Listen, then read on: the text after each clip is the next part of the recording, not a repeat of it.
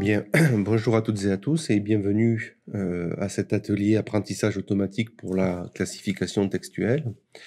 Un des objectifs de l'atelier, c'est de vous montrer comment est-ce qu'on peut manipuler des environnements, que ce soit VK ou Python, de manière à réaliser un certain nombre de tâches de classification automatique supervisée ou non supervisée. On va voir un petit peu ce que ça veut dire, hein, sur des collections textuelles afin de réaliser, par exemple, une catégorisation automatique en domaines ou par exemple, comme ce que nous allons faire aussi, une analyse de sentiments sur, des textes.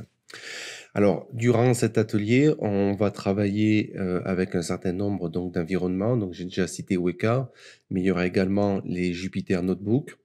Alors, en fait, dans l'atelier, je vous fournis un ensemble de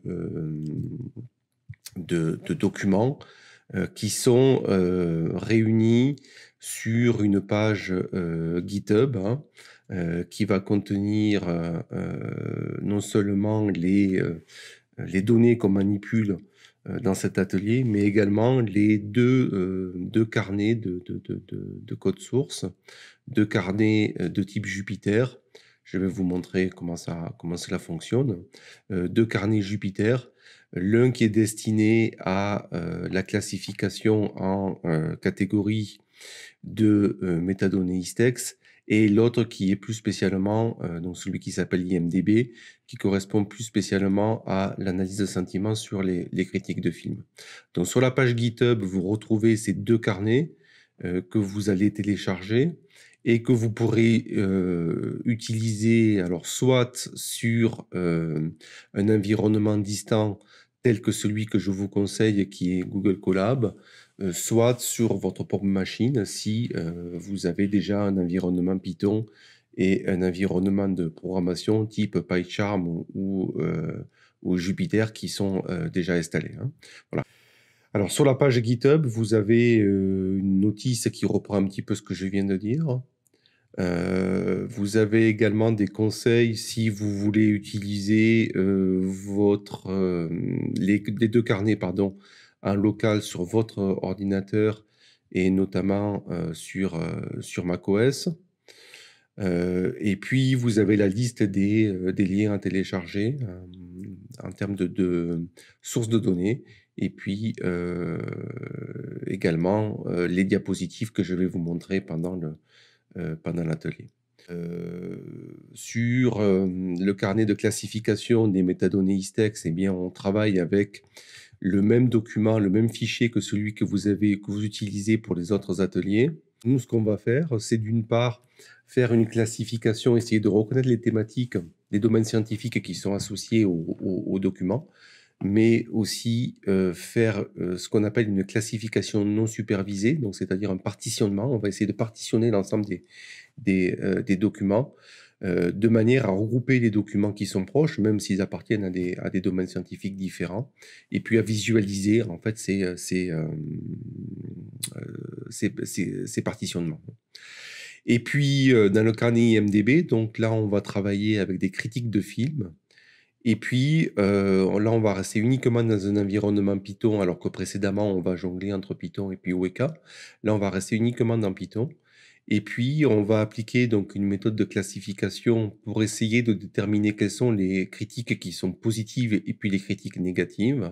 Alors, l'objectif, en termes plutôt plus pédagogiques, c'est de vous montrer, en fait, quel est comment dire, le niveau de programmation nécessaire de manière à pouvoir tester des méthodes d'apprentissage automatique telles que les réseaux de neurones, hein. Alors, ce que vous avez maintenant à l'écran, ça correspond aux diapos qui sont disponibles via le lien qui est sur la page GitHub. Et alors, pour commencer, je vais vous montrer de manière un petit peu résumée, mais il est important vraiment de bien comprendre cette diapo-là. Ce qu'on entend par apprentissage supervisé et quelle est la démarche à suivre de manière à faire les choses correctement. Donc, ce qu'on appelle l'apprentissage supervisé, c'est lorsqu'on veut réaliser une tâche eh bien, on veut que la machine soit capable d'effectuer cette tâche de manière automatique. On va fournir à la machine un ensemble de données avec la réponse qui est attendue pour ces données-là, hein. Donc, ce qu'on a, c'est un premier ensemble, un premier jeu de données qu'on appelle un jeu d'entraînement, dans lequel on va avoir un ensemble de couples, données X et puis réponse attendue Y, hein. Donc, par exemple, dans le cas de la catégorisation automatique de documents que nous allons faire, eh bien, dans cet ensemble d'entraînement, dans cet ensemble d'exemples, vous allez donner à la machine un ensemble de documents avec la catégorie, le domaine scientifique qui lui correspond. Et donc, l'idée, ça va être d'apprendre des correspondances, d'apprendre un modèle de correspondance entre ces données en entrée, les données X, et puis les réponses attendues. Nous allons subdiviser en deux parties cet ensemble d'exemples, de manière à ce qu'on ait d'un côté un ensemble qui soit clairement un ensemble d'entraînement, l'ensemble à partir duquel on va apprendre le modèle, et puis on va mettre de côté une partie des données pour constituer ce qu'on appelle un ensemble de validation, hein. Donc, c'est-à-dire que on va construire le modèle sur les données d'entraînement. Et puis, puisque dans l'ensemble de validation, on a également des données avec la réponse attendue, avec la bonne réponse, eh bien, on va être capable de mesurer, de tester, d'évaluer le modèle appris sur les données d'entraînement. On va être capable de les évaluer de manière automatique, hein, puisqu'on a... Donc ça, c'est le cadre classique. Une fois qu'on aura construit un modèle qui sera satisfaisant, eh bien, on pourra distribuer ce modèle. Et à ce moment-là, le modèle pourra être, lui, réellement testé sur des données complètement nouvelles, hein. Alors, la première partie, donc, hein, catégorisation de texte et classification non supervisée. Donc, on va travailler avec le fichier CSV qui a été extrait pour cet atelier, hein, et qui est donc le fichier corpus SARS MERS, hein. Mais le réflexe que vous devez avoir, c'est de regarder, de jeter un œil aux données.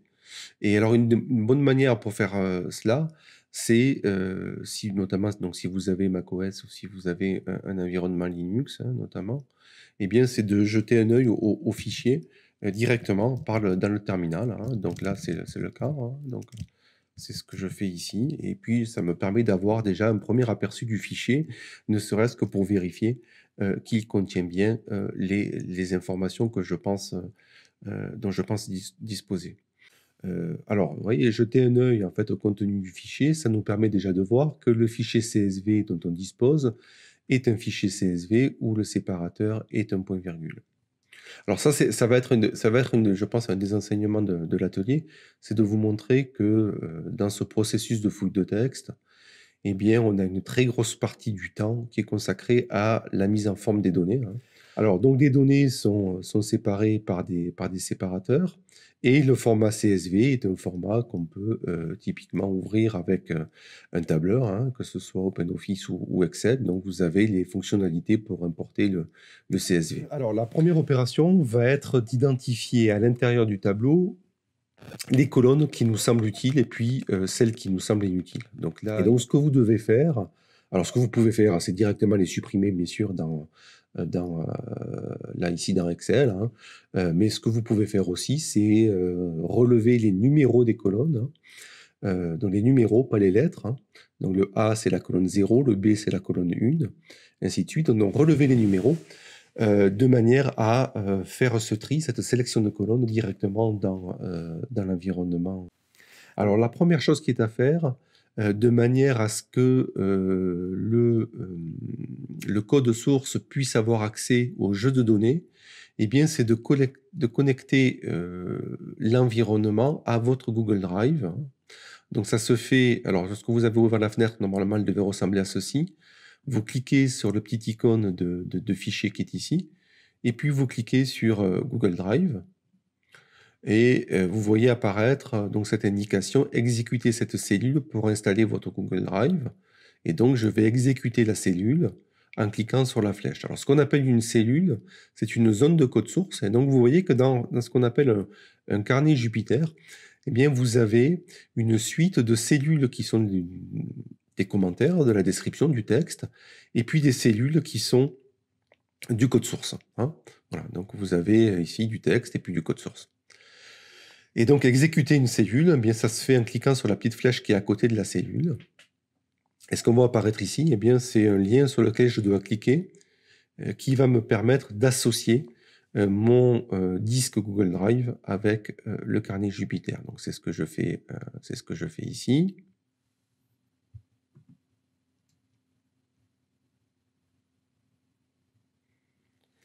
Alors, dans les lignes suivantes, donc ce qui s'appelle les imports nécessaires, eh bien, ça correspond à l'ensemble des modules Python qui vont être utilisés pendant cette partie de l'atelier. Alors, Python est un environnement dans lequel existent de très nombreux modules qui sont en fait autant de fonctionnalités qui sont rajoutées à l'environnement de départ.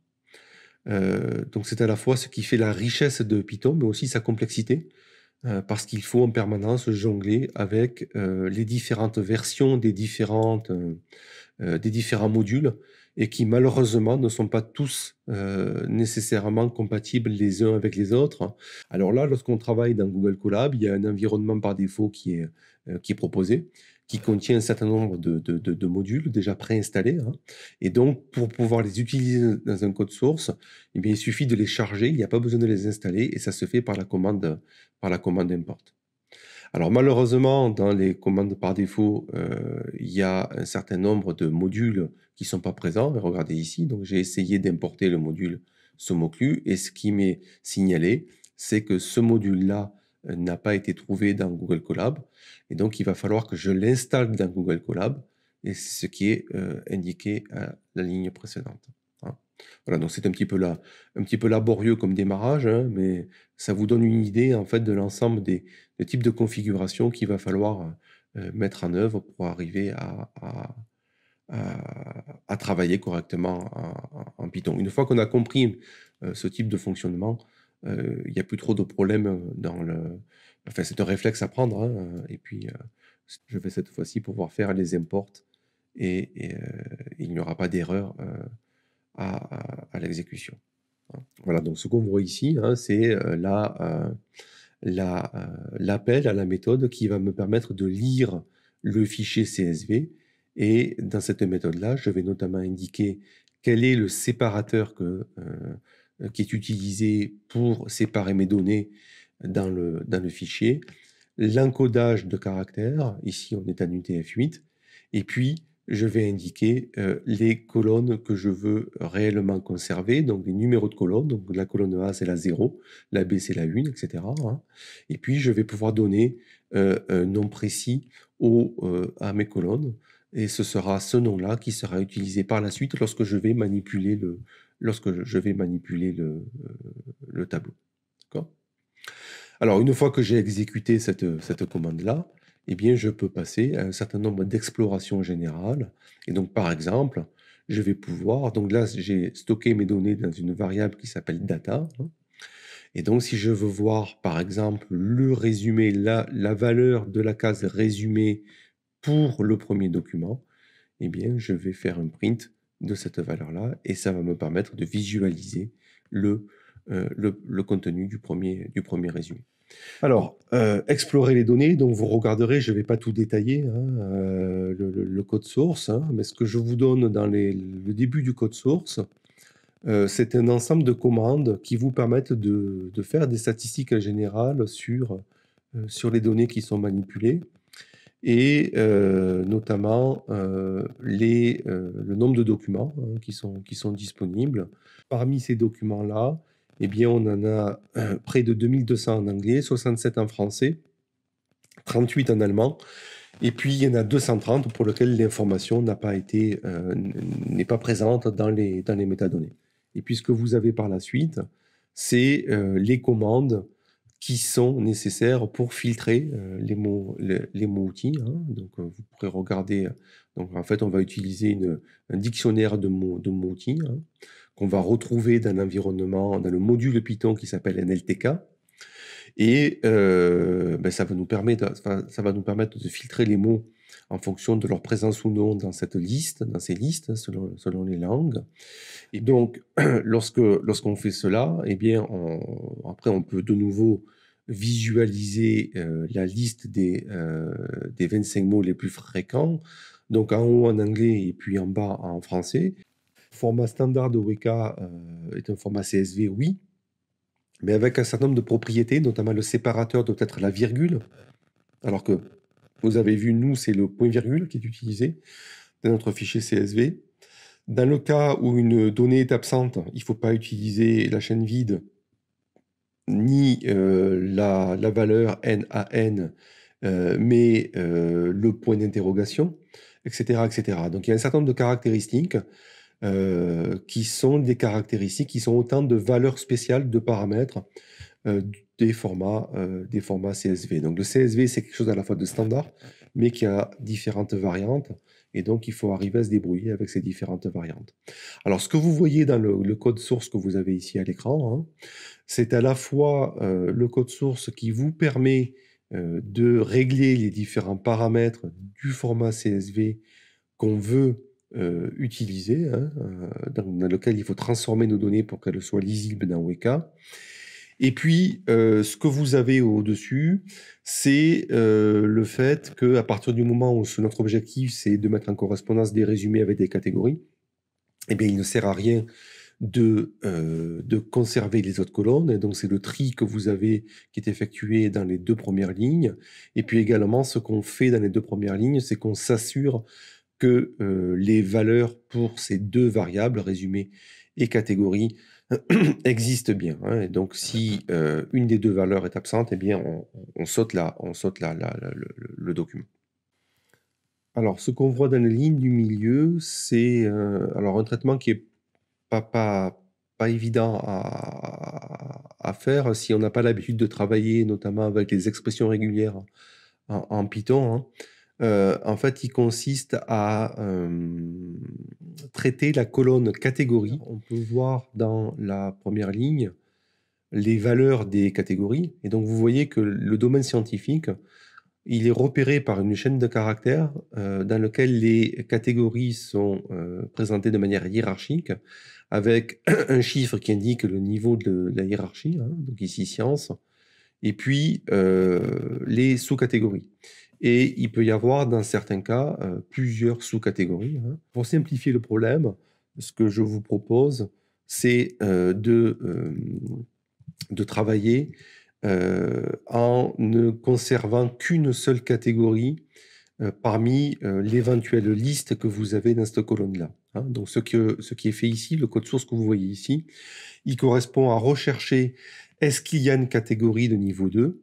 Et s'il y a une catégorie de niveau 2, alors à ce moment-là, c'est celle-là que je garde et je ne garde que la première. Tant pis s'il y en a d'autres, hein, donc c'est une limite de l'approche qu'on va mettre en œuvre, mais on va garder que la première catégorie de niveau 2 si elle existe. Et puis si elle n'existe pas, et bien à ce moment-là, on va garder la catégorie de niveau 1, hein. Voilà, donc c'est ce qui est traité ici, hein. Alors, une fois que vous avez votre fichier CSV, vous pouvez l'ouvrir dans Weka. Alors en fait, lorsque vous lancez Weka, vous avez une première fenêtre qui s'ouvre qui vous permet de sélectionner le type d'interface que vous allez manipuler avec Weka. Et puis, vous avez vous avez également dans le menu Outils, vous avez une possibilité de visualiser les fichiers CSV ou les fichiers ARFF sans faire aucun traitement dessus, mais uniquement pour voir comment Weka les lit. Et ce qu'on voit à ce niveau-là, c'est déjà une autre difficulté, donc, que j'évoquais déjà tout à l'heure, c'est que la première variable, donc, qui est la variable résumé, elle n'a pas été vue comme étant une chaîne de caractères, mais elle a été vue comme étant de type catégorie, de type nominal, variable nominale. Et donc, eh bien, il va falloir faire une modification pour que Weka puisse travailler non pas sur la chaîne de caractères en tant que bloc, hein, mais sur chacun des mots qui la constituent. Alors, lorsqu'on lance Weka, ce qu'on choisit, c'est le module Explorer qui va nous permettre non seulement de manipuler les données, mais également d'utiliser un certain nombre d'approches de classification. Et donc, la première opération doit être celle d'ouvrir le fichier CSV qu'on a créé avec Python. Donc, alors Weka est utilisé et lancé en local, hein, donc ça veut dire que si le fichier CSV a été créé avec Python via Google Colab, mais il faut récupérer bien sûr votre fichier qui doit se trouver sur votre Google Drive. Donc on choisit le format CSV, on ouvre le fichier et donc on voit dans l'interface de Weka, on voit d'un côté les attributs, donc les variables. Et puis, pour chacune des variables, eh bien, on peut voir par exemple, le nombre de fois qu'elle apparaît. Donc là, on voit bien le problème que j'évoquais tout à l'heure, le fait que résumé est vu comme une variable nominale, hein, et non pas comme un ensemble de mots. Et donc chaque valeur, hein, chaque chaîne de caractères possible a un compte de 1, évidemment, hein. Donc la première chose à faire, c'est d'appliquer le filtre qui va consister à transformer le type de cette variable. Donc on va choisir un filtre non supervisé qui va travailler que sur les valeurs des attributs et qui va s'appliquer donc aux attributs. Donc on cherche le filtre qui s'appelle nominal to string. Et puis on va éditer ces paramètres de manière à ce qu'ils s'appliquent que sur la première variable, sur le premier attribut. Donc pour éditer les paramètres, il faut cliquer sur le nom du filtre, hein. Et donc ici dans la fenêtre, j'indique 1 pour dire que je vais travailler que sur l'attribut numéro 1. OK, et puis j'applique le filtre. Voilà, donc l'attribut est devenu chaîne de caractères, et puis maintenant je vais la vectoriser, donc c'est-à-dire que je vais identifier les mots qu'elle contient, et puis je vais déterminer une relation entre chacun des mots et puis les résumés qui le contient. Alors, je choisis un nouveau filtre. Dans l'attribut, cette fois-ci, je choisis le filtre string to vector, et puis je vais de nouveau éditer ces paramètres. Et donc, je vais choisir un certain nombre de paramètres. Ici, les deux premiers, c'est pour tenir compte de la fréquence du mot. Donc, un mot est d'autant plus important qu'il est fréquent. Et puis, de la fréquence globale, et donc, qui consiste à dire qu'un mot est d'autant plus important et discriminant si il est présent que dans un certain nombre de résumés et qu'il n'est pas présent dans tous les résumés. Donc, ça, c'est ce qu'on appelle les transformations ou les poids TF-IDF. Ici, je vais indiquer que l'attribut doit s'appliquer uniquement, enfin que la transformation doit s'appliquer uniquement à l'attribut numéro 1. Ici, je vais indiquer que je garde que les mots qui apparaissent au moins 10 fois. Hein. Ça ne sert à rien de garder des mots qui apparaissent une ou deux fois seulement parce qu'ils ne seront pas discriminants de toute façon dans le modèle, généralement. On va transformer tout en minuscules. Et puis, on va s'autoriser à garder plus que 1000 mots. On va s'autoriser à garder jusqu'à 10 000 mots. Hein, voilà. Donc, c'est à peu près tout ce qu'il faut, ce qu'on choisit ici. J'appuie sur OK. Et puis, j'applique le filtre. Voilà. Et donc, à ce moment-là, eh bien, je vois que je n'ai plus 2 attributs, mais que j'en ai beaucoup plus, en l'occurrence 951. Et donc, ça correspond aux différents mots qui sont présents dans les résumés qui ont été retenus. Alors, surtout, ce qui est intéressant, c'est d'aller dans la partie, donc maintenant, classification. Et dans la partie classification, ce que je vais devoir choisir, c'est tout d'abord un classifieur. Alors, je vais commencer par un classifieur de type bayésien, mais vous voyez, en fait, quand je choisis ici, les classifieurs n'est pas proposé, tout simplement parce que j'ai oublié une opération qui consiste à dire d'abord quelle est la variable que je veux prédire. Et la variable que je veux prédire doit être de type nominal. Donc c'est le cas ici. Donc moi, ce que je veux prédire, c'est la catégorie en fonction des mots. Donc il faut bien choisir l'attribut à utiliser comme classe. Et puis une fois que j'ai fait ça, eh bien, je vais choisir le classifieur. Et en l'occurrence, je vais prendre le premier qui est ici. Alors, je ne choisis pas de paramètres. Là, c'est une des méthodes les plus simples hein, pour illustrer le processus. Hein. Et ce que je vais faire, en fait, c'est choisir maintenant comment je vais tester mon modèle, sur quoi je vais le construire et comment je vais le tester. Donc ça renvoie à ce que j'ai dit au tout début, qui consiste à dire que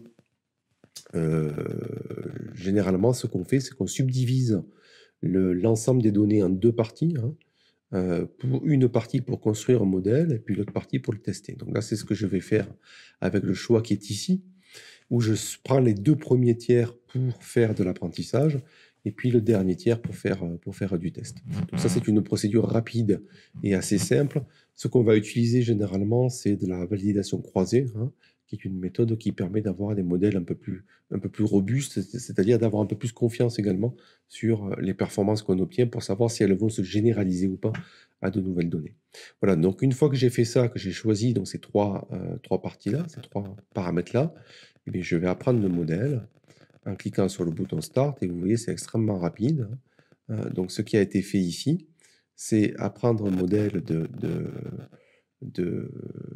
à partir des données qui sont disponibles.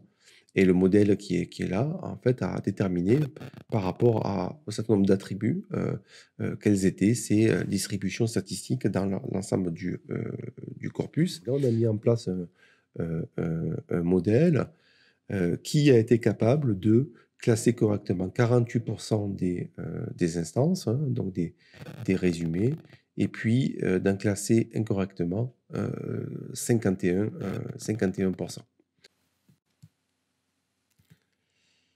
Alors, je reviens au diaporama, hein. Alors, pour dire quelques mots sur la méthode en fait, qu'on vient d'utiliser. Alors, une méthode bayésienne, bon, je ne vais pas rentrer dans le détail, mais l'idée des méthodes bayésiennes, de classifieurs qu'on vient d'utiliser, c'est d'utiliser ce qu'on appelle la règle de Bayes, qui consiste à déterminer la probabilité d'avoir une classe, donc en l'occurrence, ici, la probabilité d'avoir un domaine scientifique, une catégorie, en fonction de x étant le contenu du document, hein. Donc, ce qu'on veut, c'est déterminer la probabilité d'avoir la première classe, la deuxième, la troisième, la quatrième, en fonction du contenu du document. Donc ici, le résumé. On va être capable d'estimer ces différentes valeurs de probabilité et garder la valeur maximale. Donc ce que nous dit la règle de Bayes, c'est que la probabilité d'avoir une classe, d'avoir une catégorie, eh bien, on peut la calculer en inversant finalement cette probabilité-là et en exploitant des statistiques, des observations qui ont déjà été collectées. Donc l'idée, c'est de se dire que la probabilité d'avoir la classe, sachant le contenu du document, en fait, elle est égale à la probabilité d'avoir ce document-là, un document qui ressemble à celui-ci, dans l'ensemble des classes possibles. Et ce calcul-là, cette probabilité-là, eh bien, on va l'estimer en fonction des données qu'on a eues un exemple. Ça correspond à dire que finalement, quelle est la vraisemblance d'avoir les mots qui constituent X, hein, X est constitué d'un certain nombre de mots, hein, donc le document est constitué d'un certain nombre de mots. Quelle est la vraisemblance d'avoir ces différents mots lorsqu'on est dans un domaine en particulier, hein. Donc voilà. Donc on a une inversion finalement de la probabilité et naturellement ce qui rend la chose faisable, c'est que estimer la vraisemblance d'avoir tel ou tel mot dans une classe, eh bien ça se fait en regardant les exemples qui ont été fournis, hein. Donc ça correspond à dire finalement la probabilité d'avoir tel ou tel mot dans une classe, eh bien, ça va consister à regarder quelle est la probabilité d'avoir le premier mot, puis d'avoir le deuxième mot, puis d'avoir le troisième mot dans l'ensemble des données qui sont fournies en exemple pour cette classe-là. Donc, ça correspond à calculer une succession de probabilités, hein, donc, qui sont des opérations qui s'effectuent extrêmement rapidement. Et ensuite, on va multiplier cette valeur-là. Donc ça, c'est un processus qu'on fait pour chacune des classes. On la multiplie par la probabilité d'avoir la classe a priori, hein. Donc ça on peut considérer qu'a priori toutes les classes sont probables. Il n'y a aucune chance et aucune raison d'avoir un domaine plus qu'un autre ou pas, hein. Et puis, ça peut se faire en fonction d'habitudes qu'on a dans notre collection de documents. Si on sait que a priori une classe a 2 fois plus de chances d'être présente qu'une autre, eh bien on va pouvoir modifier ces valeurs-là. Et puis alors normalement il faudrait diviser par la probabilité en général d'avoir une suite de mots donnés, mais en fait ce calcul-là est inutile parce que ce qui nous intéresse, c'est de calculer, de trouver quelle est la classe la plus probable, et comme le dénominateur est le même pour chacune des classes, eh bien, c'est pas la peine de le calculer, hein. On garde uniquement les valeurs du numérateur. Donc, voilà. Ce qu'il faut bien comprendre, c'est que les probabilités en bas ici, donc les statistiques et donc les probabilités sont calculées sur l'ensemble d'entraînements, hein, donc sur les 2 tiers qu'on a isolés. Et par contre, la probabilité d'avoir une classe sachant un document, elle est calculée sur les données, sur le tiers de données qui reste. Et c'est là-dessus qu'on fait l'évaluation pour savoir si on a correctement catégorisé ou pas les résumés. Donc, ce qu'il faut retenir, c'est qu'on a une méthode qui est très rapide, hein, on l'a vu, elle s'exécute en quelques secondes, hein, et on a une méthode qui permet de classer correctement la moitié des résumés dans les bonnes catégories. Alors, c'est un exercice assez difficile, puisque là, ici, on a un très grand nombre de catégories, hein. Donc, finalement, être capable d'en classer la moitié uniquement en travaillant sur les mots, c'est un score qui est pas mauvais, hein. Alors, ce qu'on peut faire aussi, c'est utiliser d'autres types de méthodes, hein. Donc, très rapidement, hein, là, cette fois-ci, dans Classify, au lieu de choisir un classifieur bayésien, eh bien, vous pouvez choisir d'autres méthodes, telles que, par exemple, les arbres de décision, qui sont des approches très populaires, hein, pour faire de la classification. Le gros avantage des arbres de décision par rapport aux méthodes bayésiennes, et encore plus par rapport aux méthodes de réseau de neurones, c'est qu'elles vous donnent en sortie des règles de classification qui sont tout à fait explicites. Donc, c'est-à-dire qu'un opérateur humain peut déterminer pourquoi est-ce qu'un document a été classé dans une catégorie et pas dans une autre, et notamment comprendre pourquoi est-ce que potentiellement il y a des erreurs, hein. Donc, ce qu'on voit, en fait, c'est un ensemble de règles qui va indiquer lorsque, pour un document donné, donc lorsqu'on va vouloir classer ensuite un nouveau document, eh bien, on va regarder si les règles sont respectées ou pas. Donc là, ce qu'on a, c'est par exemple, est-ce que le mot coronavirus a un poids supérieur ou non à 0,57? Sinon, eh bien, on va descendre dans une autre branche, et si oui, on va continuer dans l'autre branche. Et donc, si l'ensemble de ces règles, de ces conditions est respecté, donc si le mot coronavirus a un poids supérieur à 0,57 et que le mot disease a un poids, etc., et que, eh bien, à ce moment-là, la rubrique, c'est chimie. Voilà. Donc, ce qu'il faut retenir, c'est qu'ici, on a une autre méthode qui est une méthode très populaire parce qu'elle permet l'interprétation, mais qui, en l'occurrence, cette fois-ci, malheureusement, marche mal, hein, puisqu'on a uniquement 15% des résumés qu'elle a été capable de classifier, puis 85% correctement classifiés, puis 85% qui sont mal classifiés, hein. Donc là, ici, on a une performance qui est bien moins bonne qu'avec la méthode bayésienne. Il ne faut pas généraliser, hein. Les méthodes à base d'arbres de décision sont des méthodes qui fonctionnent généralement très bien. Voilà. Donc, ce qu'il faut retenir là, c'est qu'on a 2 méthodes très différentes. Une méthode qui est explicite, qui est transparente, l'autre qui ne l'est pas.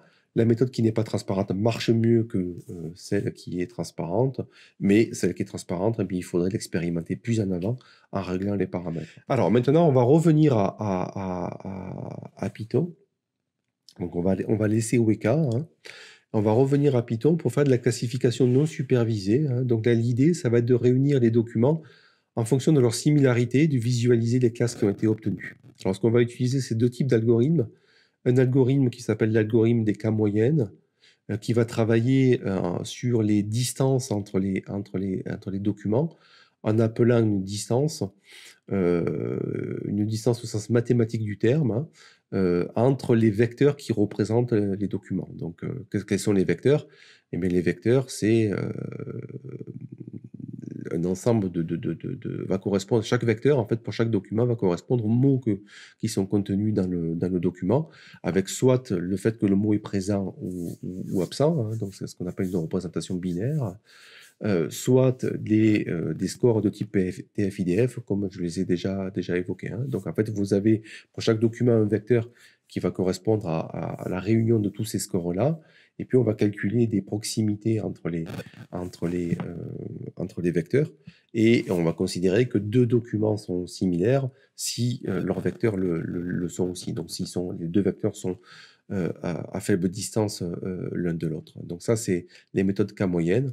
Et puis, on a des cartes auto-organisées qui fonctionnent avec des représentations identiques, des représentations vectorielles, et qui, cette fois-ci, vont produire directement une carte dans laquelle on a les distances, en fait, vont être conservées.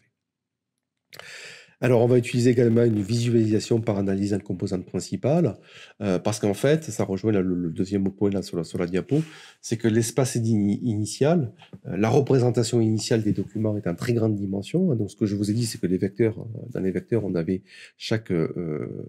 en fait l'ensemble des mots du vocabulaire qui sont potentiellement représentés. Donc, on a autant finalement de dimensions que de mots dans le vocabulaire. Et donc, si on veut faire une représentation graphique en 2 dimensions, eh bien, sur un écran, il va falloir projeter cet espace de très grande dimension dans un espace en 2 dimensions. Et pour cela, l'analyse en composante principale est une méthode qui est efficace. Alors, en réalité, on va faire une opération intermédiaire qui va consister à essayer de faire un premier travail sur les mots et réunir les mots qui sont similaires à une seule dimension, hein. Alors ça peut se faire en utilisant des dictionnaires, des synonymes, mais la tendance actuelle est plutôt de considérer 2 mots comme étant similaires s'ils ont l'habitude de partager le même contexte. Et donc, là, on a un ensemble d'approches qui permettent de travailler sur les contextes des mots et puis de déterminer ce type de similarité, hein. C'est ce qu'on appelle des plongements lexicaux. Et donc là, ici, on va utiliser une de ces variantes de représentation qui s'appelle doc2vec, hein, donc qui consiste à représenter un document, donc ici, nous, un résumé, à un vecteur dans un espace de dimension réduite. Quand on dit réduit, c'est un espace de dimension 100, 200, 300, hein, typiquement. Mais c'est bien plus réduit que l'espace originel. Lorsqu'on travaille sur la taille du vocabulaire, on est plutôt sur des espaces de dimension 100 000, voire 1 million. Alors, je vais revenir maintenant au carnet dans l'environnement Colab. Et donc, je vais repartir de l'endroit où j'en étais. Ça veut dire que toutes les cellules précédentes ont déjà été exécutées, hein, donc jusqu'à la cellule qui s'appelle résumé fichier sorti, donc qui correspondait à l'extraction des colonnes et l'enregistrement du CSV pour Weka. Et donc maintenant, j'en suis dans la partie classification non supervisée, hein. Donc la première étape consiste à déterminer une représentation vectorielle de l'ensemble de mes résumés, hein. Donc là, l'exécution se fait à distance sur Google Colab. Et donc, ce que je vois ici, c'est une représentation graphique des vecteurs, hein. Donc, j'ai ici un espace en 100 dimensions. J'aurais pu choisir un autre type une autre valeur, mais c'est une valeur assez usuelle. Et puis, ce que j'ai sur chacune des lignes, c'est l'ensemble de mes résumés, hein. Donc, j'ai une visualisation un petit peu globale de l'ensemble des vecteurs. Et je peux voir pour chacune des dimensions, finalement, c'est lesquelles sont plus ou moins importantes les unes par rapport aux autres, hein. Donc, les mots qui ont les scores au maximum et puis les mots qui ont les scores inférieurs. Alors, ce que je vais faire maintenant, c'est exécuter l'algorithme de partitionnement, donc l'algorithme Camille, qui est ici. Donc, c'est un algorithme qui s'exécute aussi également très rapidement. Et ce que j'ai là, c'est une classification, en l'occurrence ici en 10 classes, hein. Donc, j'ai subdivisé en fait l'ensemble des résumés en 10 classes différentes. Et donc, ça se fait en 2 lignes de code, hein. Ce qui est pris en entrée, c'est la matrice qui contient les vecteurs, hein. Donc finalement, la matrice directement de valeurs qu'on a construite ici précédemment, hein, qui est le résultat de la vectorisation, hein. Et puis, ces valeurs-là, en fait, ont servi à déterminer les distances entre les résumés et à faire un partitionnement, hein. Donc c'est ce qu'on peut voir ici. Alors soit on le voit en 3D, soit on le voit en 2D. Alors, ce qu'on peut faire maintenant, c'est expérimenter avec un nombre de classes un petit peu différent. Donc, au lieu d'avoir 10 classes, je peux prendre, par exemple, 2 classes. Et donc, je vois le type de séparation qui est effectué avec 2 classes. et puis ainsi de suite. Donc je peux expérimenter avec 4 classes.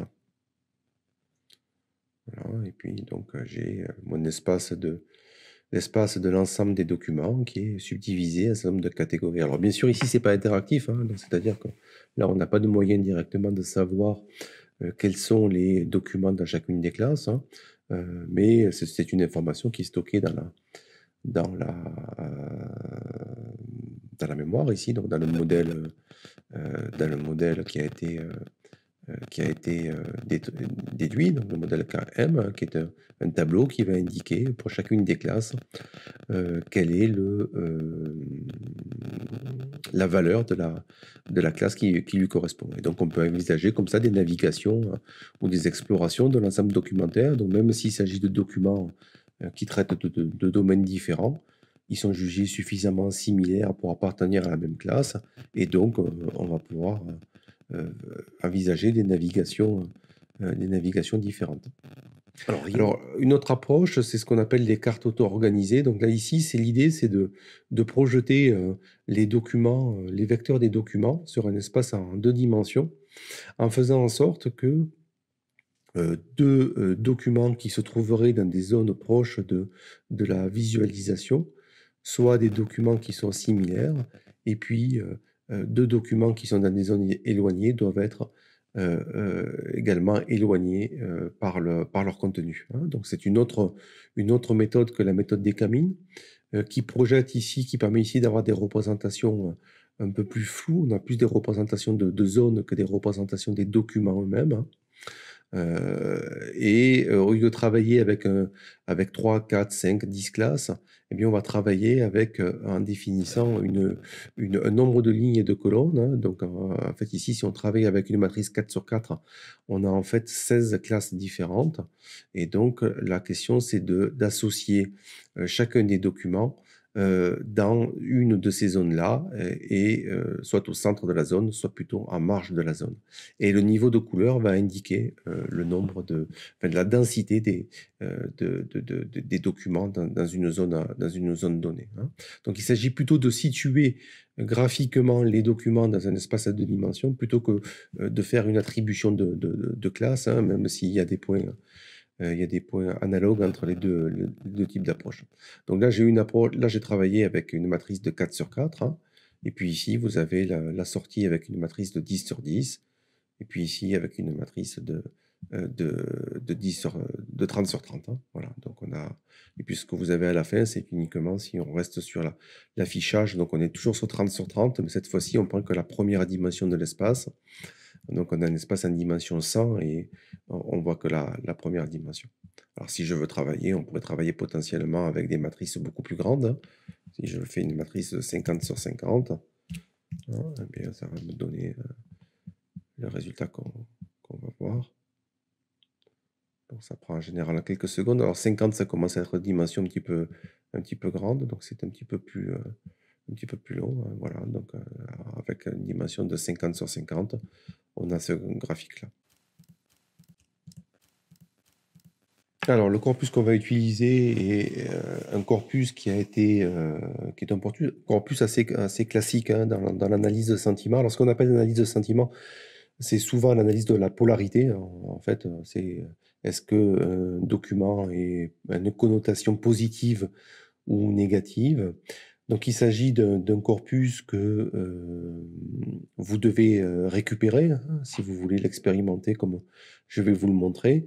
Et lorsque vous récupérez ce corpus, en fait, une fois que vous le décompressez, ce que vous avez, c'est un ensemble de fichiers. Donc, vous avez en tout 50 000 fichiers qui sont répartis sur votre disque dur en un certain nombre de dossiers. Donc, vous avez un dossier qui va servir à constituer un ensemble d'apprentissage, un dossier qui va constituer un ensemble de tests, de critiques de tests. Et puis, dans chacun de ces deux dossiers, donc Twain et test, eh bien, vous avez des dossiers négatifs et positifs, hein. Et donc, vous avez les critiques qui sont réparties comme ceci dans 4 dossiers différents. Et puis, chaque critique correspond à un fichier. Cette fois-ci, donc, on va travailler avec le deuxième carnet, hein, donc, qui est le carnet qui s'appelle IMDb, que vous récupérez sur GitHub. Et comme tout à l'heure, donc la première opération consiste à connecter votre Google Drive au carnet, sachant que vous devez avoir auparavant déposé sur votre Google Drive le fichier de données. Alors, ensuite, vous devez aussi, comme tout à l'heure, faire attention de bien respecter votre répertoire de départ, hein. Donc, si vous voulez connaître précisément quel est le chemin d'accès vers votre fichier, eh bien, vous allez dans l'explorateur des fichiers et puis vous allez jusqu'à là, au fichier que vous voulez télécharger, hein. Et puis, donc ici, c'est moviedata.csv. Et puis, pour le télécharger, eh bien, euh, je vais en fait copier le chemin d'accès. Et c'est ce chemin d'accès que je vais mettre ici. D'accord? Donc, j'exécute cela. Et puis, donc, je vais, comme tout à l'heure, faire les imports qui sont nécessaires. Donc, en l'occurrence, j'ai les imports de NLTK. Donc, notre objectif, c'est de faire de l'analyse de sentiment. Il est certain que ce qu'on va voir, c'est une méthode qui vous permet réellement de développer votre propre modèle d'analyse de sentiment avec différentes approches. Le plus simple, ce serait à partir de là d'utiliser des modules déjà existants. Parmi ces modules d'analyse de sentiment qu'on peut retrouver qu'on peut insérer dans Python, il y en a un qui s'appelle TextBlob, hein. Donc vous l'installez dans votre environnement. Et puis, en fait, on l'utilise très simplement, hein. Il suffit d'appeler TextBlob en mettant comme argument une chaîne de caractères et en demandant la polarité de cette chaîne de caractères-là. Donc, si on l'applique sur une critique telle que celle qu'on a dans notre corpus, donc ici, je définis une variable texte en lui mettant pour valeur la critique en entier, et puis je demande d'afficher la polarité, et il me trouve un score. Alors, s'il est clair que le score pour la phrase I hate that movie est clairement négatif, hein, moins 0,8, eh bien, c'est moins le cas pour la critique qui est ici. On a un score qui est à peine négatif, hein, qui est plutôt neutre. Bon, visiblement, si on regarde le contenu de la critique, on a pourtant affaire à une critique positive d'un film. Mais il est probable que le système d'analyse de sentiment ait été gêné par un certain nombre de mots très négatifs qui sont dans le texte, hein, avec le verbe horrifier, le mot mélancolie, hein, qui visiblement ont fait pencher la balance plutôt du côté négatif que du côté positif. Voilà. Donc, s'il peut être intéressant d'utiliser des modules existants, ce que je vais vous montrer, c'est qu'on peut aussi créer les nôtres et puis expérimenter différentes configurations de travail. Alors, on peut, comme tout à l'heure, déterminer quels sont les mots les plus fréquents, hein, déterminer les mots qui apparaissent à l'inverse qu'une seule fois. Donc, vous avez là, vous faites une tokenisation, donc vous regarderez dans le carnet comment cela se fait, qui permet d'isoler les mots les uns par rapport aux autres, de déterminer la fréquence de chacun des mots.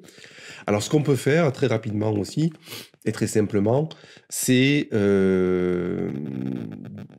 essayer de calculer des nuages de mots pour l'ensemble des critiques. Alors, c'est quelque chose qui se fait très rapidement sur le code source, hein, parce qu'en fait, il consiste à utiliser la bibliothèque, le module Word Cloud, et de lui passer en paramètre le tableau de distribution des fréquences des mots, tableau donc qu'on a construit précédemment avec les lignes qui sont ici, hein. Et cette variable-là, mais je la passe à l'objet Word Cloud et ça me donne le nuage de mots. Eh bien, je peux voir quels sont les mots les plus fréquents dans l'ensemble des critiques. Alors, il y a une information importante au sujet des nuages de mots, c'est que si la taille a une signification, hein, la position, par contre, elle n'en a pas, hein. Donc, c'est vraiment très, très important. Il n'y a pas de notion de géométrique dans ces nuages de mots. La position n'a strictement, la position comme l'orientation d'ailleurs, n'a strictement aucune signification. Alors, ce que j'ai fait pour l'ensemble des critiques, je peux aussi le faire pour les critiques positives ou pour les critiques négatives. Alors, comment est-ce que je fais? Eh bien, dans le code source, je vais cette fois-ci sélectionner uniquement les mots qui sont issus de critiques positives. Donc, ce que je fais, c'est que je prends mon data frame de départ et je ne garde que les lignes pour lesquelles la valeur de la polarité est égale à 1. Et ensuite, je fais la même procédure de sélection des mots. Et ça, cela me permet de construire cette fois-ci le nuage de mots des critiques positives ou des critiques négatives, hein. C'est ce qu'on peut voir ici. Alors, je vais maintenant utiliser, comme tout à l'heure, hein, un classifieur bayésien, mais cette fois-ci, au lieu de travailler avec Weka, je vais vous montrer le même type d'approche, mais cette fois-ci avec Python, hein. Donc, on a un nombre de lignes de code relativement faible à manipuler, hein, parce qu'en fait, vous avez ici les 4 premières lignes de code vont consister à subdiviser l'ensemble des critiques à un ensemble d'apprentissage et un ensemble de tests. Donc, c'est comme ce qu'on avait fait tout à l'heure avec Weka, à part que cette fois-ci, donc, on le fait directement au niveau du code, du niveau du code Python, en triant les lignes du data frame. Donc, on prend les 25 000 premières lignes comme étant des lignes pour l'apprentissage et les 25 000 lignes suivantes comme étant les lignes pour le test. Il faut bien faire attention que, bien sûr, que l'ordre des lignes reflète ce qu'on veut faire, hein. C'est-à-dire faire attention de ne pas prendre dans l'apprentissage que des critiques positives et dans le test que des critiques négatives. Et puis ensuite, on fait on construit les vecteurs, comme tout à l'heure, on vectorise les données, et puis on applique le classifieur bayésien. Donc je vais revenir maintenant au carnet Python, qui fait cette opération-là, hein. Donc je dis ici, donc c'est la partie utilisation d'un classifieur bayésien, hein. Donc ici, j'ai défini le fait que je gardais au maximum 10 000 mots différents, hein. Donc je prends les 10 000 mots les plus fréquents. Et puis là, je vais construire mon classifieur bayésien, et puis je vais essayer de déterminer la classification sur les critiques de test. Donc vous allez voir, c'est extrêmement rapide, voilà, hein. Donc c'est fait à une fraction de seconde, hein. Et puis je vais, dans la ligne suivante, afficher les résultats de la classification. Donc ce que je peux voir ici, hein, c'est que j'ai construit un classifieur qui me permet de classer correctement 85% ou 86%, 85-86% des critiques. Donc alors, bon, là c'est un score qui est bien meilleur que ce qu'on avait tout à l'heure en catégorisation, puisqu'on tournait tout à l'heure à peine à 50%, mais on a ici finalement un problème qui est beaucoup plus simple, ne serait-ce que parce qu'on n'a plus que 2 classes, hein. On a soit la classe positive, soit la classe négative, et donc il faut bien avoir en tête qu'une classification aléatoire, c'est-à-dire qu'il distribuerait de manière aléatoire les critiques en positif et en négatif, eh bien, elle obtiendrait déjà un score de 50%. Donc tout à l'heure, on avait un très grand nombre de catégories, donc c'était difficile d'arriver à 50%. Ici, 50%, c'est l'aléatoire. Et donc, l'algorithme de classification bayésienne arrive à classer correctement 85% des critiques, hein. Alors, on va passer maintenant à une autre partie qui est la classification en réseau de neurones. C'est-à-dire, ce qu'on va essayer de faire, c'est d'utiliser une méthode à base de réseau de neurones et qu'on va mettre en concurrence avec la classification bayésienne qu'on vient de construire. Alors, l'idée d'un réseau de neurones, c'est d'essayer de mettre en correspondance les mots qu'on a en entrée. Donc, c'est ce que vous voyez sur la partie gauche là, de la diapositive, A, B, C et D, avec la sortie qu'on souhaite. Donc ici, ce qu'on souhaite, c'est soit 0, soit 1. Hein, donc tout à l'heure, avec la classification bayésienne, on a établi cette correspondance en fonction d'une analyse statistique sur les exemples des fréquences d'apparition des mots dans chacune des 2 classes. Cette fois-ci, on va essayer d'établir une correspondance d'une nature un petit peu différente, en plutôt essayant de calculer à quel point la présence de mots influence le fait qu'au final, le document soit dans la classe 0 ou 1. Et donc, ce qu'on a, c'est qu'on va essayer d'établir, de sommer en fait cet ensemble d'influences pour arriver à prendre une décision. Est-ce que c'est 0 ou est-ce que c'est 1? Et tout le jeu consiste à déterminer de manière automatique quels sont les poids, hein, qui permettent d'associer des observations en entrée avec chacun de ces neurones intermédiaires. Hein. Voilà. Et on a une deuxième caractéristique qui est ce qu'on appelle la fonction d'activation, qui va dire, eh bien, très bien, on a le poids A, lorsque A est observé, eh bien, comment dire, ça va entraîner avec un certain poids l'activation du premier neurone, puis l'activation du deuxième neurone. Mais en fait, l'activation de chacun de ces neurones ne va pas être uniquement déterminée en fonction des poids, mais va être déterminée aussi avec un certain nombre de fonctions d'activation. Si on a deux, ce qu'il faut retenir de tout ça, c'est qu'un réseau de neurones, ça correspond d'un côté des observations, de l'autre côté des sorties. Au milieu, on a un certain nombre de neurones qui sont cachés, c'est-à-dire pour lesquels il n'y a pas de signification directe, hein, directement interprétable. Mais on a en tout cas deux grands types de paramètres à déterminer. D'une part, le nombre de ces neurones intermédiaires, donc finalement la complexité de l'architecture. Et puis d'autre part, la fonction d'activation qu'on va choisir. C'est l'apprentissage d'un réseau de neurones. Ça consiste à déterminer quels sont les meilleurs poids à associer pour mettre en relation l'ensemble de ces éléments-là, de manière au final à se rapprocher le plus possible de la sortie que l'on souhaite. En fait, on a des architectures plus ou moins complexes. Hein. L'exemple que je vous ai pris, vous n'aviez qu'une seule couche de neurones, de neurones cachés, mais dans la réalité, et notamment ce qu'on appelle des réseaux profonds, eh bien, vous avez plusieurs couches qui sont concaténées les unes derrière les autres. Hein. Et en fait, vous avez un très grand nombre d'architectures différentes qui ont été proposées, hein, pour construire des réseaux de neurones. Et tout l'art des approches neuronales consiste à choisir la bonne architecture en fonction du problème qu'on se pose. Hein. Alors, il y a un autre aspect qui est intéressant aussi. Je l'ai évoqué déjà tout à l'heure. Je ne sais pas si vous vous en rappelez, mais j'ai dit tout à l'heure qu'en fait, on travaillait a priori avec des espaces en très grande dimension. Et ce qui allait être intéressant, c'était de réduire la dimensionnalité de ces espaces en utilisant des projections sur des espaces en dimension réduite, typiquement 100, 200 ou 300.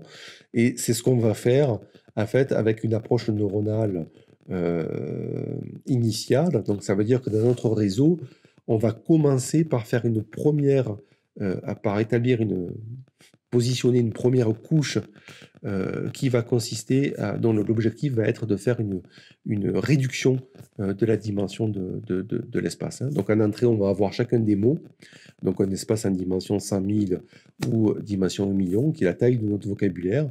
Et puis en sortie, eh bien, on va avoir cette fois-ci plus que 200 ou 300 dimensions. Hein. Donc c'est la première couche, et c'est ce qu'on appelle les plongements sémantiques. Alors ce qu'on fait dans le code, ce que je vous montre dans le code, c'est comment faire cet apprentissage en Python, hein, donc c'est-à-dire comment travailler déjà sur cette réduction de l'espace de dimension en Python via une approche de type Word2Vec. Alors en fait, ce qui va se passer, c'est que donc on va avoir l'ensemble de nos critiques qui sont dans une variable qui s'appelle review lines, et puis ce qu'on va faire, c'est qu'on va utiliser la bibliothèque GenSim pour construire l'espace de représentation. Et puis ce que je peux faire ici, en fait, maintenant, c'est l'explorer, hein, donc explorer cet espace de représentation. Hein. Et vous avez des fonctionnalités qui sont intéressantes. Par exemple, vous pouvez rechercher quels sont les mots les plus proches dans cet espace-là de notre mot. Donc par exemple, si je veux chercher les mots les plus proches de superbe, eh bien, je vais taper la commande. Donc j'ai ici le modèle que j'ai construit et je vais taper le nom de la fonction, appeler la fonction most similar, et elle va me donner donc en sortie les 10 mots les plus proche du mot superbe. Donc, on va retrouver les mots ici, outstanding, exceptional, excellent, etc. C'est ça qui est particulièrement intéressant avec ces modèles de représentation qui sont appris donc de manière entièrement automatique. On n'a utilisé aucune ressource linguistique. C'est que l'espace qui a été construit rend compte de proximité sémantique. Dans les modèles précédents, lorsque je travaillais sur les mots seuls, ce que je faisais précédemment, et bien naturellement, si je voulais que deux documents soient identifiés comme parlant de la même thématique, il fallait qu'ils emploient les mêmes mots. En faisant ce type de projection, c'est plus nécessairement le cas. Alors, c'est pas parfait, comme on va le voir, hein, mais ça en prend la direction.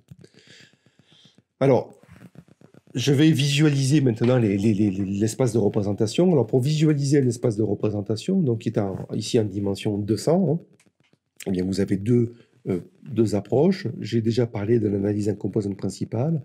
Vous avez une approche concurrente de l'ACP, qui est la TSNE. Alors, elles ont chacune des avantages et des inconvénients. L'avantage de la TSNE, ce que vous voyez en haut à droite ici sur le graphique, c'est qu'elle aura mieux compte ici on a une classification en deux classes, eh bien la TSNE aura mieux compte de la structure interne de chacune des classes. Donc ça peut vous donner une bonne idée de l'éventuel besoin que vous pourriez avoir de resubdiviser chacune des classes. Alors qu'avec la CP, eh bien, on a plutôt une très bonne vision globale de l'ensemble des données, mais par contre, on voit mal la structure interne. Par contre, TSNE a un inconvénient, c'est qu'il est plus long en termes de calcul déjà, mais c'est aussi que c'est une approche itérative, donc c'est-à-dire que il va falloir l'exécuter un certain nombre de fois, hein, donc on va définir un paramètre qui est le nombre d'itérations, et la méthode, mais suivant qu'on l'arrête à un nombre d'itérations faible ou important, suffisant ou insuffisant, eh bien ça va donner lieu à des représentations, à des visualisations différentes.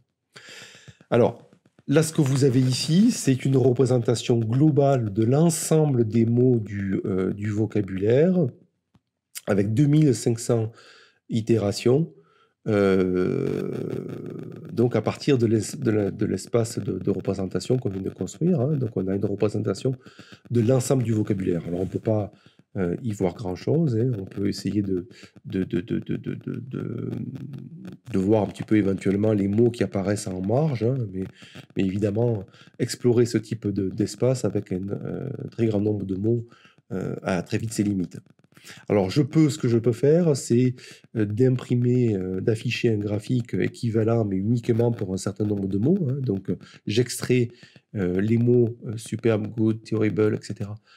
Du graphique précédent et je n'affiche que ceci.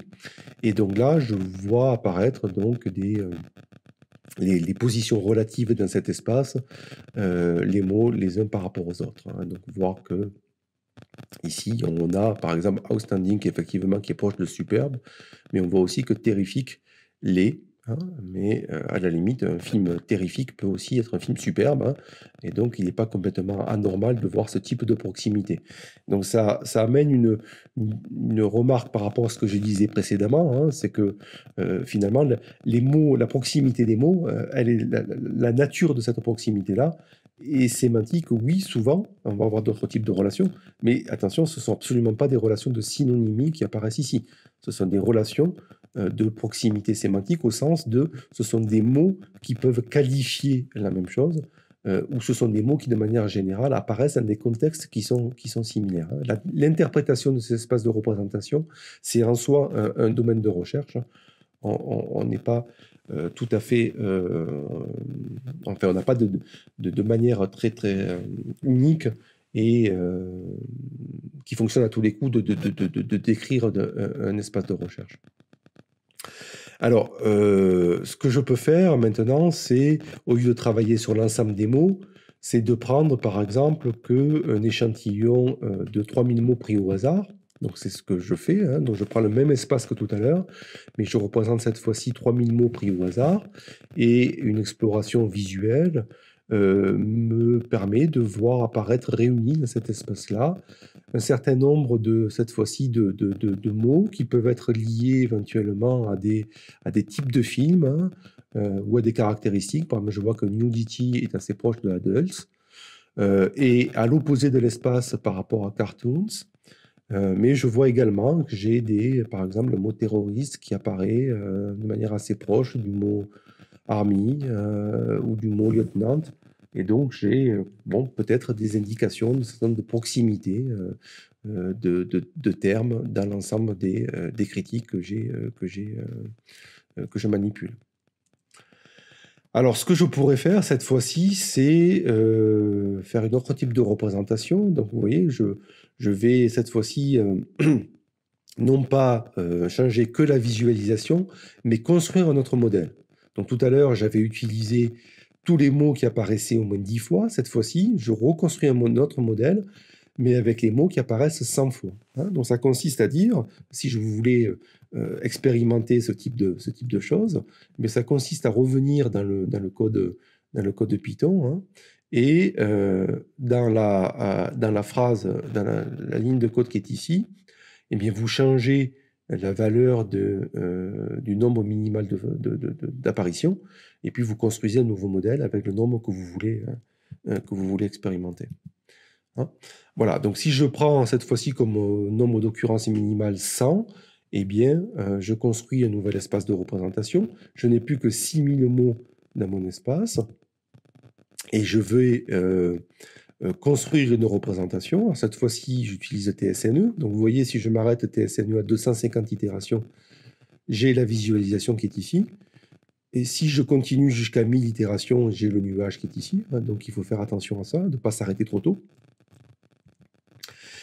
Bien, ce que je peux faire, c'est cette fois-ci de visualiser dans l'espace qui a été appris avec les mots qui apparaissent au moins 100 fois, uniquement les mots qui apparaissent au moins 500 fois. Hein. Donc, je garde l'espace à 100, mais je ne fais apparaître que les mots qui apparaissent 500 fois. Et donc là, je peux commencer à avoir quelque chose qui est lisible. Ici, eh bien, je prends les mots dont l'occurrence est supérieure à 1000, donc je fais une restriction encore plus sévère. Là, au bout de 250 itérations, au bout de 1000, au bout de 2500 itérations, je vois que j'ai une stabilité assez forte au bout de 2500 itérations. Et donc, je peux cette fois-ci avoir quelque chose d'assez lisible. Je peux aller un petit peu au-delà et me limiter aux mots qui apparaissent au moins 5000 fois dans l'espace de visualisation, mais toujours de 100 dans l'espace de représentation. Hein.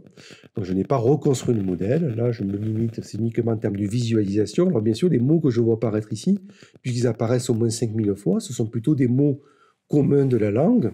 Et donc, c'est pour ça que je vois apparaître des mots qui sont de nature un petit peu différente, qui ne sont pas du tout liés au film en général, aux critiques de films en général, mais qui me permettent de mettre en avant d'autres types de relations. Alors, c'est assez intéressant de voir que, par exemple, anything, anyone, something ou nothing apparaissent dans une zone assez proche de l'espace. Hein. Donc, ça veut dire que potentiellement, ce sont des mots qu'on peut employer avec d'autres mots très différents, mais justement qui s'emploient dans des contextes finalement potentiellement équivalents. Hein. Je peux construire mes phrases avec anything comme je peux les construire avec something ou avec nothing. Et donc, ce que je vois apparaître ici, ce sont plutôt des relations d'ordre syntaxique, cette fois-ci, non pas d'ordre sémantique. Hein. Donc, c'est pour ça que dans une autre zone de l'espace, je vois caractère qui apparaît de manière très proche avec sa forme plurielle, où je vois les différents temps des mots, hein, des verbes, pardon, qui apparaissent de manière proche. Donc, made qui apparaît à proximité de make. Mais je vois également, quand même, malgré tout, des relations plutôt d'ordre sémantique, puisque je vois des mots liés aux temporalités qui apparaissent proches les uns des autres, où je vois first qui apparaît de manière proche de last. Donc cette fois-ci, on a des proximités sémantiques, mais attention, on n'a pas du tout des synonymes, on a au contraire des opposés. Hein. De la même manière, je vois good qui apparaît à proximité de bad. Hein, donc, et puis, par contre, je vois aussi des aspects sémantiques, mais cette fois-ci, on voit émerger en fait des propriétés sémantiques pour les mots qui apparaissent fréquemment hein, ou dans les documents qu'on a utilisés. Donc, on voit que action, horreur, comédie sont des mots qui apparaissent assez proches. Donc, on a des types de films qui apparaissent assez proches. Donc, ça veut dire que potentiellement, bon, il fallait s'y attendre, hein, ça veut dire que potentiellement, on va pouvoir décrire un film de type comédie avec des mots, avec les mêmes mots que ce qu'on va pouvoir décrire un film d'action ou un film d'horreur, hein. Donc, il y a un vocabulaire commun, naturellement, pour décrire ce type de film. Et puisque le vocabulaire est commun, eh bien, on va retrouver les types de films à proximité dans l'espace. Alors, donc, ce qu'on va faire maintenant, c'est qu'on va concaténer derrière ce modèle neuronal qu'on vient de construire pour obtenir la représentation des textes. On va concaténer un certain nombre d'autres éléments. C'est ce que vous voyez sur la partie droite donc, de la diapositive, hein. Donc, ce qu'on a en haut de la partie droite, c'est ce qu'on a déjà fait, hein. Donc, ce sont les plongements qui correspondent à la critique dont on veut déterminer la polarité ou à l'ensemble des critiques qu'on a déjà analysées. Et donc, ce qu'on va rajouter derrière, c'est en fait un ensemble de couches neuronales, donc de couches du réseau de neurones, qui vont permettre cette fois-ci de calculer non pas la représentation des textes, mais la classe, de prédire la classe, la polarité, donc 0 pour les négatifs et 1 pour les positifs. Alors, une fois dans le carnet IMDb, donc, ce que vous devez faire, c'est construire le modèle de plongement Word2Vec. Alors, ce qu'on fait ici, donc là, ce sont les opérations que vous avez déjà dû normalement exécuter. Ce qu'on fait ici, donc, c'est construire cette matrice-là, hein. Donc, on a maintenant 96 000 mots. Et puis, dans ce qui suit, eh bien, c'est réellement là qu'on va construire notre modèle neuronal. Et donc là, le modèle là, donc pour ça, on utilise le module Keras, qui est un module qui permet de construire des architectures neuronales assez facilement. Ce qu'on a, donc, c'est qu'on va, on va définir ce qu'on appelle un modèle séquentiel, donc c'est-à-dire qu'on va mettre en séquence plusieurs couches neuronales. La première couche va correspondre à nos embeddings, c'est-à-dire à notre espace de représentation, hein, qu'on a déjà construit. Et puis par la suite, eh bien, c'est là qu'on va pouvoir définir un certain nombre de caractéristiques. On va définir notre architecture. Alors nous, ce qu'on va utiliser, donc on va mettre en commentaire les couches qui sont ici. Ça correspond à des modèles plus complexes, hein, que ce qu'on va utiliser maintenant. Ce qu'on va utiliser maintenant, ce sont les modèles de base, hein, des approches neuronales, alors qui vont nécessiter d'avoir une mise à plat de la matrice des plongements qu'on a construits. Donc, on ajoute une couche de mise à plat. Et puis derrière, on va utiliser une ou deux couches denses. Donc, on va travailler uniquement avec deux couches denses, une couche à 8 neurones et une couche à un seul neurone qui va nous donner notre sortie de notre système. On pourrait changer le nombre de neurones, au lieu d'en mettre 8, on pourra mettre 16, et puis ainsi de suite, puis expérimenter un nouveau réseau. Voilà, donc là, je construis le réseau. Donc vous avez une description du réseau qui est ici. Donc c'est un réseau qui contient 19 millions de paramètres. Parmi ces 19 millions de paramètres, en fait, la plupart ont été construits. Ce sont les paramètres qui correspondent à l'espace de représentation qu'on a déjà construit. Et il reste en fait 200 000 paramètres à déterminer. Donc, qui sont les poids entre mes différentes neurones de mon réseau, hein. Maintenant, nous allons à employer la méthode FIT, hein, qui consiste réellement à apprendre le modèle. Donc, ce qu'on définit, c'est quelles sont les données sur lesquelles on travaille, donc les données d'entraînement, l'entrée, la sortie désirée, donc les polarités qu'on souhaite, et puis on va définir ici un certain nombre le nombre d'itérations qu'on souhaite effectuer, et puis les données sur lesquelles on va valider les approches, le modèle construit après chaque itération.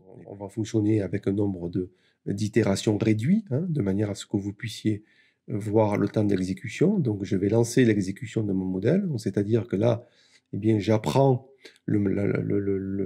la machine est en train d'apprendre un modèle de classification, et ce qu'on voit apparaître ici, c'est le score au fur et à mesure de l'application, de la construction du modèle, et puis à la fin de l'itération, le score obtenu sur les données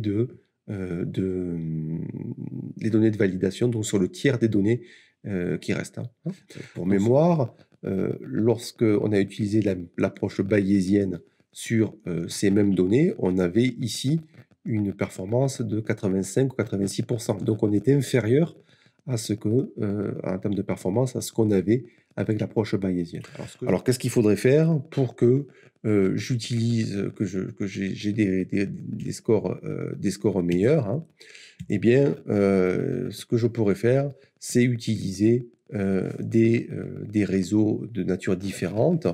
Donc, ce que vous devez faire dans ce cas-là, si vous voulez les expérimenter, c'est vous remettez en commentaire les lignes, la ligne flatten ici, mais par contre, vous enlevez la mise en commentaire de la ligne GRU ici, hein, GRU, et vous mettez celle-ci en commentaire, et puis vous relancez vous reconstruisez le réseau, hein, donc il apparaît ici, et puis vous reconstruisez votre réseau, la fonction d'apprentissage, et à ce moment-là, le modèle va se reconstruire.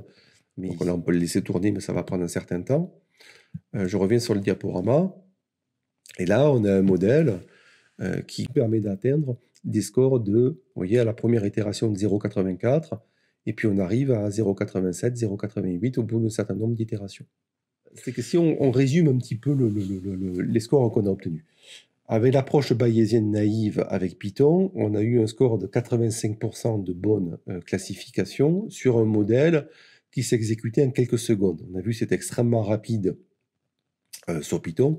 On l'a vu tout à l'heure avec la catégorisation avec Weka, c'était aussi très rapide. Donc on a un score de 85%. Quand j'utilise les réseaux de neurones, eh bien, j'arrive assez facilement à avoir un score de 80%. Mais je l'ai montré aussi, vous l'avez vu sur les diapos, hein, si on ne prend pas la bonne dimension de l'espace de représentation, c'est-à-dire si on ne prend pas la bonne dimension de l'espace ou de départ, hein, donc la taille du vocabulaire ou de sortie des représentations, eh bien, donc, si on configure mal le réseau, on a une performance qui est de l'ordre de 50%, donc qui est extrêmement mauvaise. Donc si on configure mal le réseau, eh bien, on a des résultats qui sont catastrophiques. Si on le configure bien, on monte à 0,85, mais bien sûr, ça reste inférieur au 0,80, mais ça reste inférieur au 0,85 qu'on avait avec l'approche bayésienne. Par contre, si on utilise une approche neuronale, si on arrive à 0,88, voire 0,90, hein, si on la configure bien, si on rajoute quelques améliorations, ça correspond un petit peu à l'état de l'art actuel sur ce type de données. Donc ça veut dire quoi? Ça veut dire que finalement, on a gagné 5%. Mais à quel prix? Alors c'est là qu'on peut s'intéresser au coût en termes de temps pour faire les expériences, en termes d'expérimentation, hein, en termes d'essais, d'erreurs, etc. Donc pour l'opérateur humain, mais également en temps machine. Alors, si on reprend l'approche bayésienne, mais ça s'est exécuté en quelques secondes. L'approche neuronale classique, donc qui permet d'avoir un score de 80%, si on l'exécute sur un seul CPU avec 12 cœurs ou sur Google Colab, on tourne aux environs de 9-10 secondes par époque, hein, donc par itération.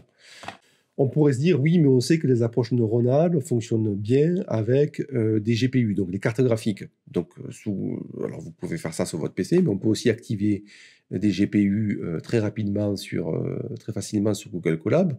Mais là, le gain est tout à fait négligeable. Hein, en termes, la complexité du réseau est en fait est relativement faible dans cette configuration-là. Donc, le fait de passer sur GPU, comme ça entraîne en plus des transferts mémoire différents entre la mémoire du GPU et la mémoire centrale de l'ordinateur, en fait, finalement, on ne gagne pas beaucoup, on ne gagne pratiquement rien. On passe de 10 secondes à 8 secondes par itération. Donc, c'est tout à fait négligeable. Alors, par contre, si on utilise l'approche de type l'approche récurrente, réseau récurrent de type GRU, et bien là, effectivement, on gagne en performance, en pourcentage de classification par rapport à l'approche naïve. de 3%, à peu près 3 à 5% pour les meilleurs réseaux, mais le temps des temps de calcul n'ont plus rien à voir. Si on utilise le CPU seul, il faut environ 1 heure par itération.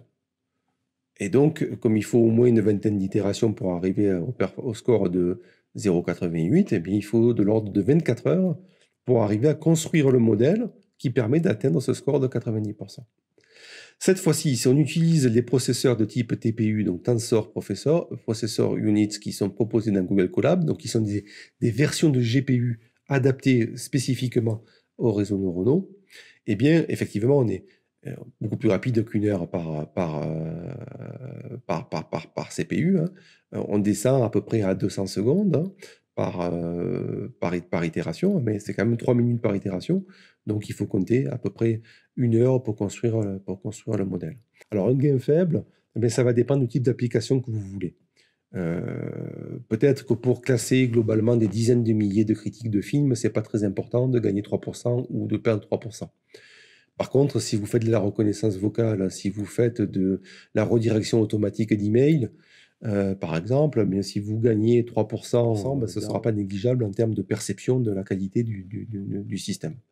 Ensuite, il y a un autre aspect, c'est que le temps que je communique ici, c'est le temps pour construire le modèle.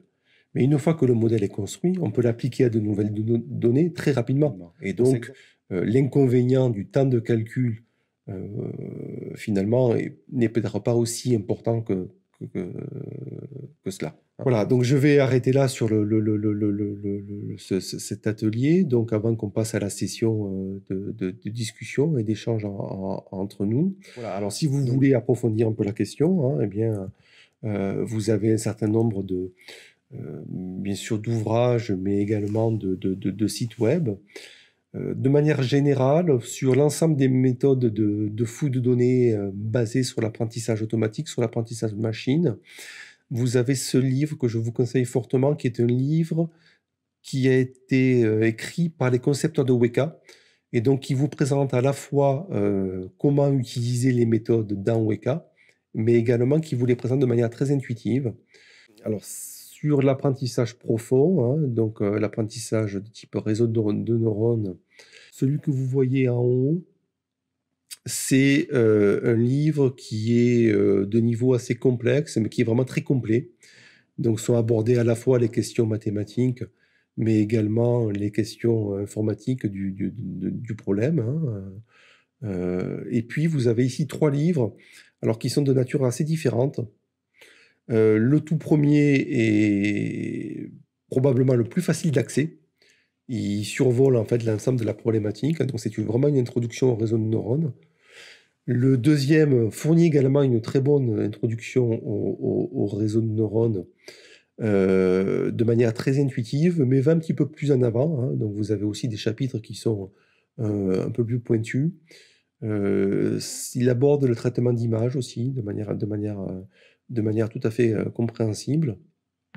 Et puis vous en avez un troisième qui, lui, est plutôt centré sur comment mettre en œuvre l'apprentissage profond avec Python, et notamment avec des bibliothèques Keras, qui sont celles qu'on a utilisées dans le carnet. Donc là, vous avez à la fois un livre vraiment tourné sur les aspects pratiques, mais en même temps qui contient aussi des parties dans lesquelles les méthodes sont présentées de manière très claire et très didactique, sans rentrer dans les détails mathématiques. Hein. Donc les 3 livres se complètent bien. Et puis vous avez plusieurs sites web hein, qui sont vraiment des mines d'or pour trouver des astuces, trouver des expérimentations, décrire des manières d'utiliser les approches dans tel ou tel cas de figure. Et donc, je vous en conseille au moins 2. Voilà, et puis peut-être pour terminer, celui-ci, qui est une personne qui a développé un blog tout à fait intéressant, puis qui a également écrit un certain nombre d'e-books très pratiques,